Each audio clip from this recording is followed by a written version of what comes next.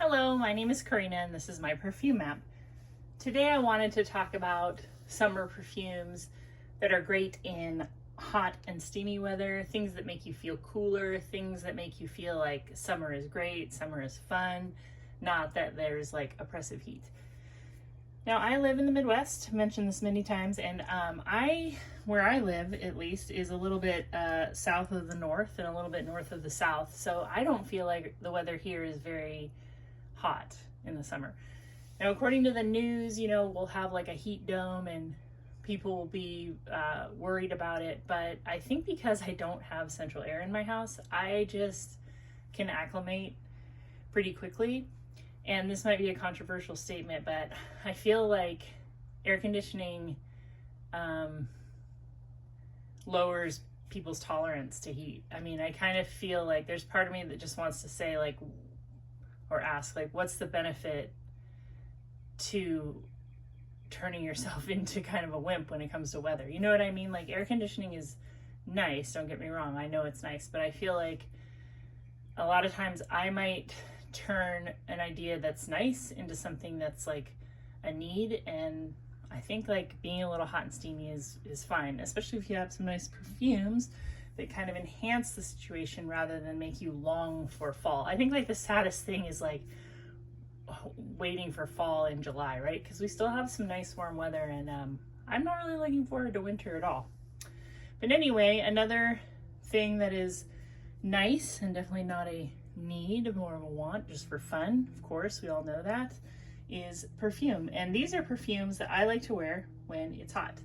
And a lot of these I've probably talked about to a certain extent, and some of these I've never talked about. One I know I haven't talked about because I got it pretty recently is Chapter 1 by Jennifer Aniston. This fragrance has pink pepper, orange blossom, bergamot, tiare flower, tuberose, jasmine, and vine. Okay, so we'll give this a little spritz on some paper.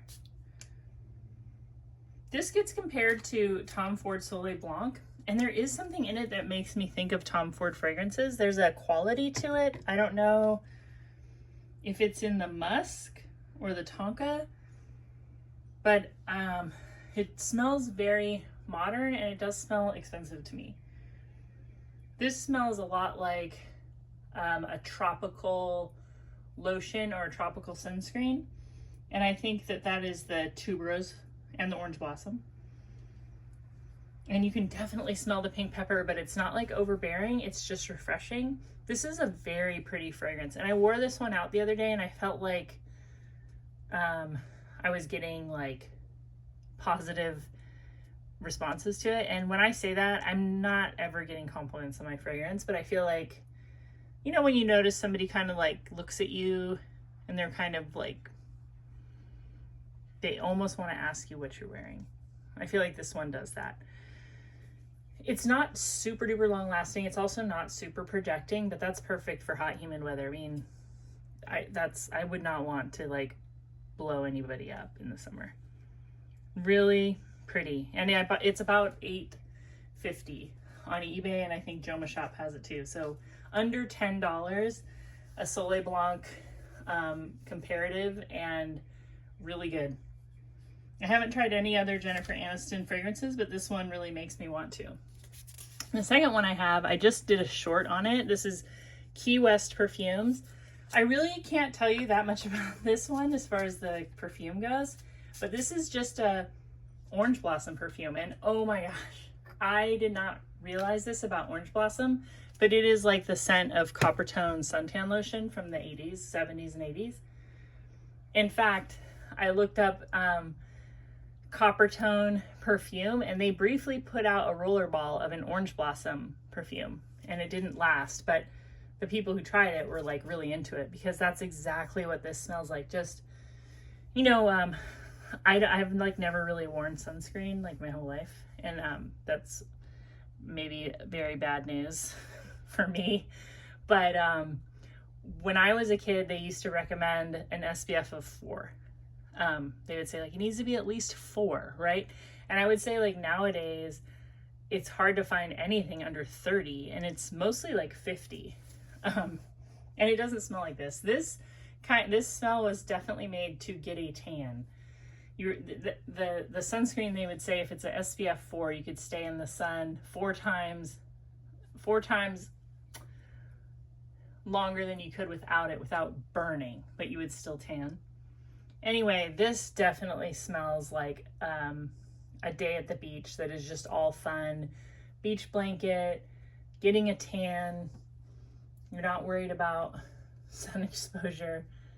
I miss this smell about like my childhood, and I also miss this about living in California. I feel like growing up in California, you just get to go to the beach a lot, whether it's like a lake up in the mountains, which are beautiful, like Tahoe, or smaller lakes up in the hills that's just snow melt, where the water is freezing cold but also super clean, or being at the ocean. I spent a lot of time at the beach, and that just seemed very normal to me.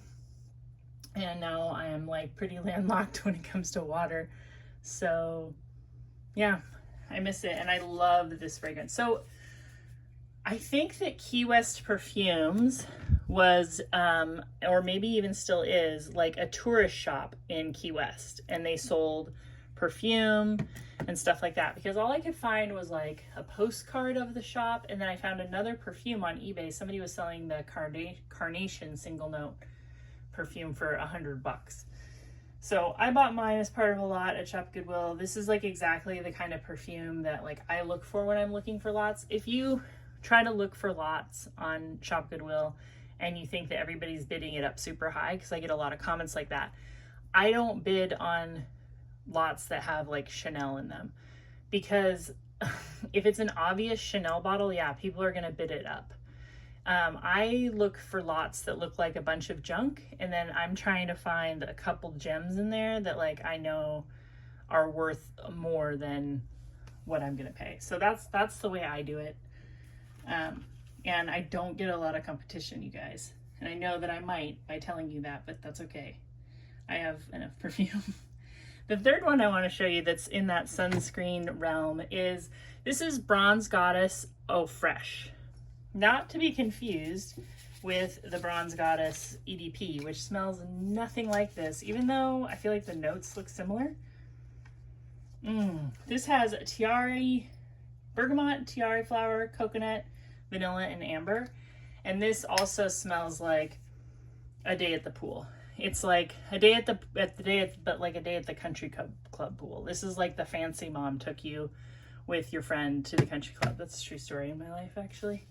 I was not fancy. I had a very fancy best friend whose parents belonged to a country club, and I used to get to go to the pool with her occasionally, and I always thought that was very nice. You know, the difference between being a rich kid and not a rich kid in the 80s to me was like that the rich kids in the 80s had like everything they needed. Like they might have an actual beach towel, and they would have suntan lotion in their beach bag, and they would have like cold drinks easily accessible. Whereas like if my mom sent me to the pool, it would be with like a bath towel, and maybe she would put like a peanut butter and jelly sandwich in like a plastic baggie, and I'd have to drink out of the water fountain.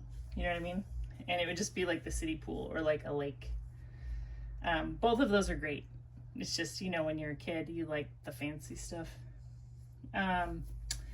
So yeah, Bronze Goddess EDP, I feel like just totally misses the mark. I got this in a lot as well. And this smells like a winter perfume. This smells like, similar to like, Black Opium. It's like a really, really sweet coconutty vanilla. Yeah, I would never want to wear this. I actually wore it the other day and I regretted it because it was just way too like rich for like the humidity. It was like wrong. It was like the wrong perfume. Okay, the next one I want to show you. This is actually a winter perfume by Bath & Body Works, but I love their coconut. I think they do a really good job with coconut. This is Frosted Coconut Snowball. And this has Frosted Coconut, North Pole Vanilla, Winter Freesia, Snow-Kissed Woods, and Spun Sugar. And so even though this is a winter fragrance, I think that it's kind of a cold smelling, oh, I love their coconut. I think it's the Fraiche that makes it smell cold. But I mean, frosted coconut Snowball sounds like something that would be delicious to eat in the summer. I love their coconut because Bath & Body Works coconut always smells like a coconut powder to me. It doesn't smell like a coconut oil. It doesn't smell greasy or buttery. It just smells powdery. It smells very refreshing, like a cold coconut powder. So this one's really good. And then I have a couple other coconut ones. I think frosted coconut Snowball comes back a lot. This one I haven't seen in a while, fresh coconut and cotton.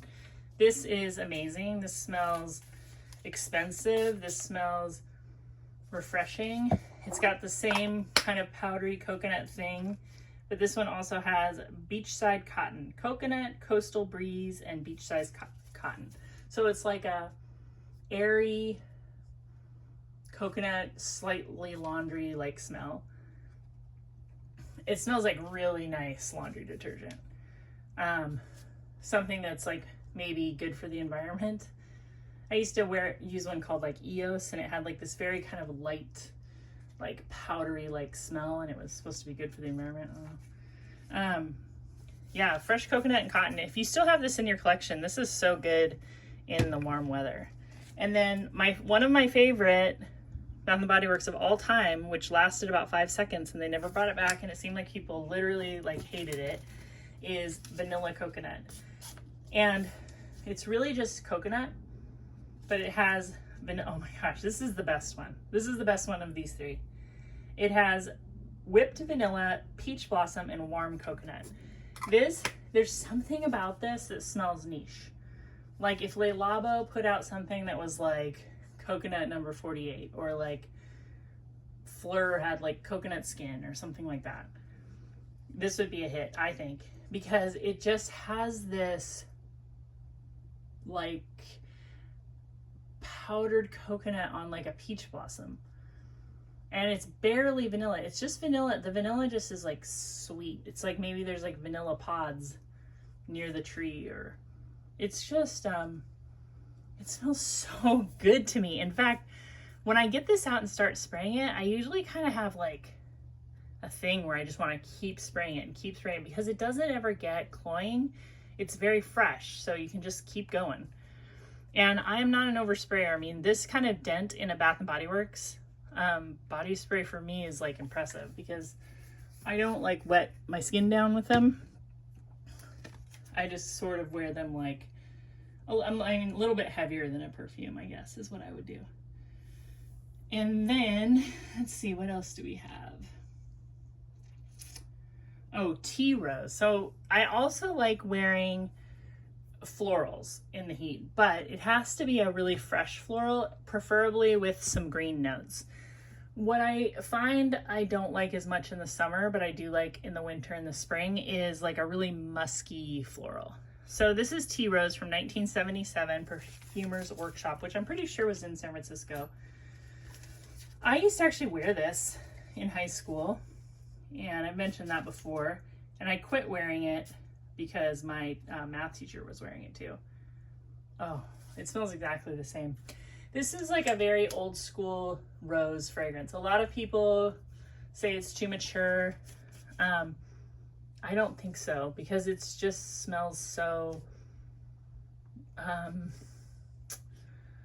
don't know. It just reminds me of like a bouquet of roses or a rose bush, but also definitely perfume. Like, there's something kind of like Avon-ish or something in it, like powdery, like creamy, like a creamy but still fresh. Tea Rose by Perfumer's Workshop. This is very inexpensive. I want to say these big bottles, this is like 4 ounces, is like $11, and you can get it all over the place. This is really good, and it smells very good in the heat. It's that greenness, and it's pretty strong. I wouldn't like go overboard on that. I think you could really fill a room with rose fragrance. I don't think that fragrances have a season, but there are some that I wouldn't wear in the summer. And the other day I tried just one spray of Elizabeth Taylor's White Diamonds, which is a fragrance I really like, but that's terrible.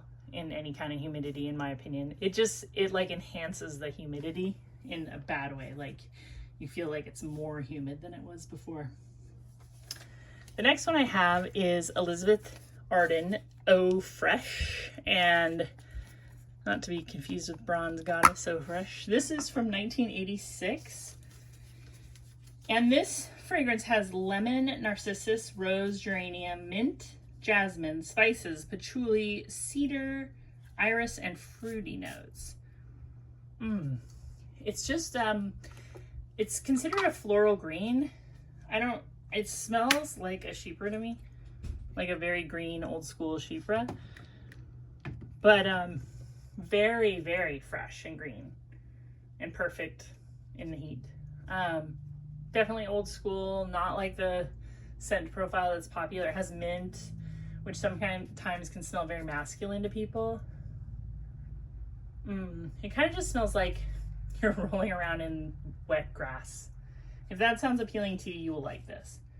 Like a wet, grassy fragrance. I really like it. And then another, this one is considered to be a chypre, but has a lot of the same notes, is Klein Blazer. If you like Lauren by Ralph Lauren, this smells similar. It smells very similar to that. It's not as good, but it's similar. And what's interesting is this fragrance gets compared to Halston. That's like its top comparison. And Halston was created by Bernard Chant, as well as Lauren by Ralph Lauren. But I don't think this smells as much like Halston as Charlie Blue. I think this smells more like Lauren, but it's like it's a little less like young, preppy woman and more like I have a job. This is like a good fragrance to wear to work, I think, when you're in the heat. Or like I would wear this to a place where I had to be kind of serious. It's very, very pretty. And it just like Eau Fraiche, it has geranium, it has mint, but this one has marigold, cedar, bergamot, cloves, juniper, ambergris, lavender, patchouli, and lemon verbena. Very fresh and kind of classy. Green and minty. Really pretty. And the last one, I think it's the last one I have to show you, is Beyoncé Heat Rush. And this is a really tropical, fruity fragrance. And the perfumer is Honorine Blanc, who I really appreciate. And this one came out in 2010. I believe it's been discontinued. You can still get it on eBay and probably Mercari. I was able to get it again on Shop Goodwill, so I got a really good deal. And this has passion fruit, blood orange, cherry, mango blossom, orchid, hibiscus, amber, musk, and teakwood. It's so good. It doesn't seem to last incredibly long, but that hibiscus and orchid and cherry, I get a lot of that. Really fresh and fruity. I traditionally was not a big lover of these types of perfumes that are very fruity, but I do really, really like them in the heat. I've like grown an appreciation for them. And you know, you have to sort of give credit to the celebrity perfume genre, because I haven't noticed a lot of super interesting fruity perfumes coming out this summer. I don't know if I'm just like out of the loop. I'm hearing a lot about like Kayali, but celebrity perfumes have like they've put out a lot of tropical kind of fruity fragrances. I think it's like a good place to look for summer perfumes is in the celebrity fragrance world. Anyway, that's Beyoncé Heat Rush 2010, Honorine Blanc, really good.